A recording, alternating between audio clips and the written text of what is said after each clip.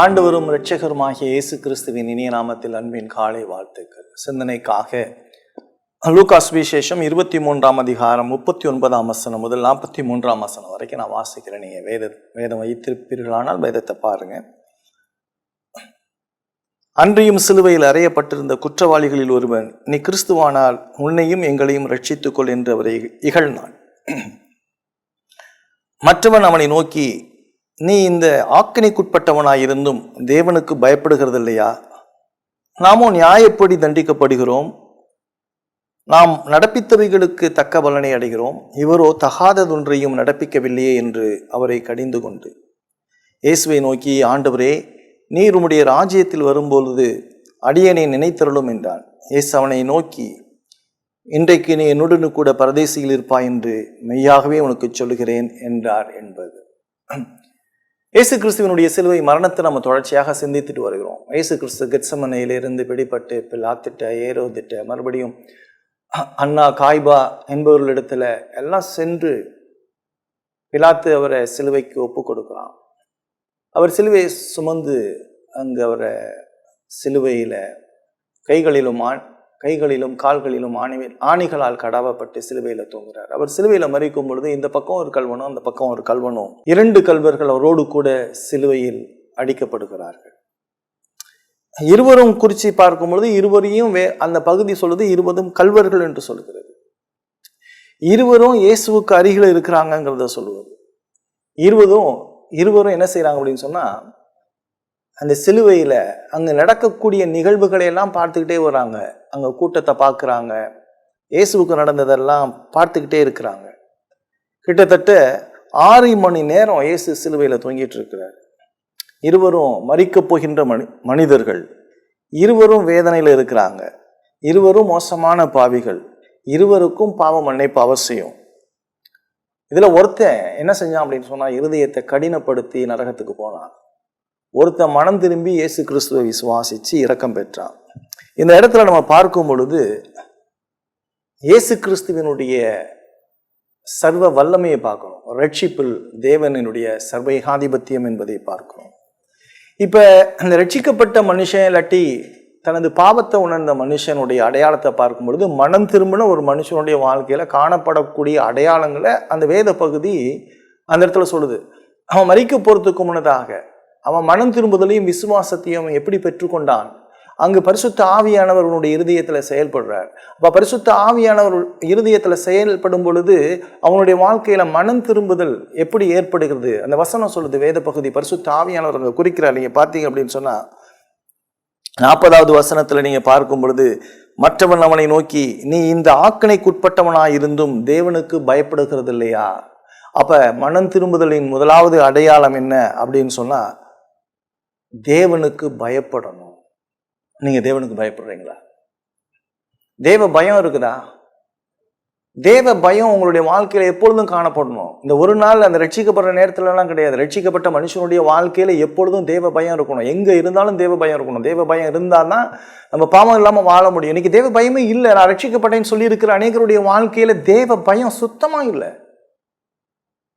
தேவ பயம், அவன் கேட்கிறான், தேவ பயம் இருக்குதா அப்படின்னு சொல்லி கேட்கிறான். 2வது அவன் சொல்றான்,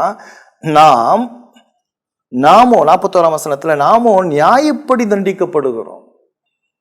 நியாயப்படி நான் பாவம் செஞ்சேன் அப்படின்னு சொன்னா எனக்கு நியாயமான தண்டனை மரணம்.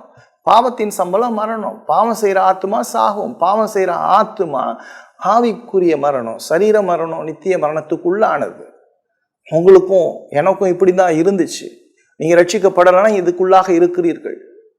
நம்ம நியாயப்படி தண்டிக்கப்பட்டு நரகத்துக்கு போயிடுவோம் ரட்சிக்கப்படலைன்னா.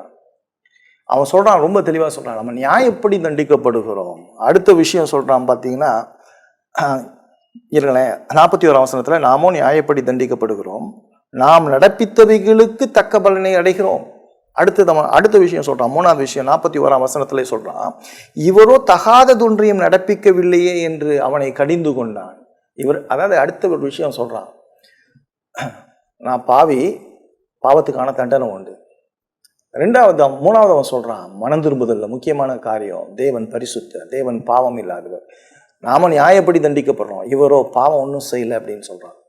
என்னுடைய பாவத்தை ஒருத்தர் மன்னிக்கணும் அப்படின்னு சொன்னால் பாவம் இல்லாதவரால் தான் என் பாவத்தை மன்னிக்க முடியும். அதனால தான் வேதம் சொல்லுது, ரோமர் 3ஆம் அதிகாரத்தில் சொல்லும் பொழுது, நீதிமான் ஒருவனாகிலும் இல்லை, நல்லவன் ஒருவனும் இல்லை, தேவனை தேடுகிறவன் இல்லை, எல்லாரும் தேவ மகிமை இழந்தவர்கள் அப்படின்னு தான் சொல்லுது வேதம். எல்லாரும் தேவ கோபாக்கினை கூறியவர்கள் தான் வேதம் சொல்லுது. ஒரே ஒருத்தர் தான் பரிசுத்தர், அவர் தேவன். இந்த இடத்துல அந்த பரிசுத்த ஆவியானவர் அந்த கல்வனுக்கு என்ன சொல்றார் அப்படின்னு சொன்னா, அவனுக்கு ஒரு வெளிப்பாட்டை கொடுக்கிறார். என்ன அருமையான வெளிப்பாடு! தேவன் பரிசுத்தர் என்பதை வெளிப்படுத்துகிறான். அடுத்தது அவன் என்ன சொல்றான் அப்படின்னு சொன்னா, இவரோ தகாததொன்றை நடப்பிக்கவில்லை என்று அவரை கடிந்து கொண்டு இயேசுவை நோக்கி ஆண்டவரே என்று சொல்லுகிறான். அவன் இயேசுவை பார்க்கிறான். அங்கிருந்து இயேசுவை பரிசுத்தர்னு சொல்றான். அடுத்தது இயேசுவை பாவம் இல்லாதவர்னு சொல்றான். இயேசுவை ஆண்டவர்னு சொல்றான். ரொம்ப முக்கியம். ஆண்டவர் அப்படிங்கிறது லார்ட்ஷிப் ஆஃப் கிரைஸ்ட் இன்னைக்கு சொல்லப்படுறது. ரட்சகருங்கிறத மட்டும்தான் எல்லாரும் பெருசா பேசிட்டு இருக்காங்க. அவர் ரட்சகர் மாத்திரம் கிடையாது, அவர் ஆண்டவர், என்னை ஆளுகின்றவர். ஒரு விசுவாசியுடைய வாழ்க்கையில தேவன் ஆள வேண்டும். என்னுடைய வாழ்க்கை ஒரு விசுவாசி முழுவதுமாக தேவனால் ஆளப்பட வேண்டும். வேற வழியே கிடையாது. தேவன் எப்படி என்னை ஆள்றார்? தனது வேதத்தின் மூலமாக ஆள்கிறார். உங்களுடைய வாழ்க்கை வேதபூர்வமாக ஆளப்படுகிறதா? வேதத்துக்கு உட்பட்டு நடக்கிறீங்களா? வேத சிந்தனை இருக்கிறதா? ஆண்டவர் ரட்சகர், அதே நேரத்தில் அவர் ஆண்டவராகவும் விசுவாசியுடைய வாழ்க்கையில காணப்படுகிறார். ஆண்டவரே என்று சொல்லுகிறார். அடுத்து நம்ம இன்னொரு விஷயத்த சொல்றான். நம்முடைய ராஜ்யத்தை குறித்து பேசுறான். தேவனுடைய ராஜ்யத்தை குறித்து பேசுறான். இயேசுவை நோக்கி ஆண்டவரே உம்முடைய ராஜ்யத்தில் வரும்பொழுது அடியேனை நினைத்தருளும் என்றான். இயேசு மறுபடியும் அந்த உலகத்துல வரப்போறார். பாருங்க, பரிசுத்த ஆவியானுடைய செயல்பாடு. மனம் திரும்புதல என்ன என்லைட்மெண்ட் கொடுக்குறார் பாருங்க. அருமையான என்லைட்மெண்ட் கொடுக்குறாரு. அந்த இடத்துல என்ன என்லைட்மெண்ட்டு?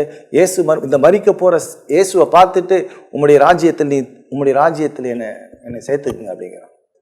மறந்துடாதீங்க, மரணத்துக்கு பின்னதாக வாழ்க்கை இருக்கு. இயேசுவோடு வாழக்கூடிய ஒரு வாழ்க்கை இருக்கு. இதை இழந்துட்டு இருக்கு இன்னைக்கு சமூகம். இன்னைக்கு இயேசுவை பற்றி பேசாத சமூகம், உலகத்தை பற்றியும் மாம்சத்தை பற்றியும் பேசிக்கொண்டு இருக்கிற சமூகம், ஐஸ்வர்யத்தை குறித்து இந்த உலகத்துல எப்படி நல்ல வாழ்க்கை வாழணுங்கிறதையும் பேசிக்கொண்டு இருக்கிற சமூகம், இயேசுவை பேசாத சமூகம். இன்னைக்கு தேவை இயேசு கிறிஸ்து. உனக்கு நித்திய வாழ்க்கை இருக்கு. ஆண்டவர் மறுபடியும் வரப்போகிறார். நித்தியமாக வாழ போறோம். இந்த உலகத்துல நம்மளுடைய வாழ்க்கை 70 வருஷம் பலத்தின் மீதினால 80 வருஷம் அது வருத்தமும் சஞ்சலமும் சொல்லி வேதம் சொல்லுது. இந்த நம்ம மண்ணுல பாவத்துல பிறந்திருக்கோம், அழிஞ்சு போயிடுவோம். மனம் திரும்பி இயேசு கிறிஸ்துவை விசுவாசிக்கணும். தேவனுடைய ராஜ்யத்துல நீங்களும் நானும் வாழணும். இந்த கல்வனுக்கு ஒரு பெரிய என்லைட்மெண்ட் அந்த இடத்துல. ஆண்டவரேன்னு சொல்றது மாத்திரம் கிடையாது, அவன் சொல்றான் அவனுடைய ராஜ்யத்திலே என்னை நினைத்தருளும் என்று சொல்லுகின்றான். இதுதாங்க மெய்யான ஒரு விசுவாசம். என்னை நினைத்தருளும் அப்படின்னு சொல்றான். தேவனுடைய ராஜ்யத்துக்குள்ள அவன் எந்த அளவுக்கு கடவுள் ஒரு தாழ்மையை கொடுக்கிறார். இப்ப இதான் மெய்யான ஒரு ரட்சிப்பினுடைய அடையாளம். என்ன ரட்சிப்பின் அடையாளம்? அங்க முதலாவது நம்ம பார்க்கிறோம், கடவுளுக்கு பயப்படணும். இரண்டாவது, நாம் நியாயப்படி தண்டிக்கப்படுகிறோம்.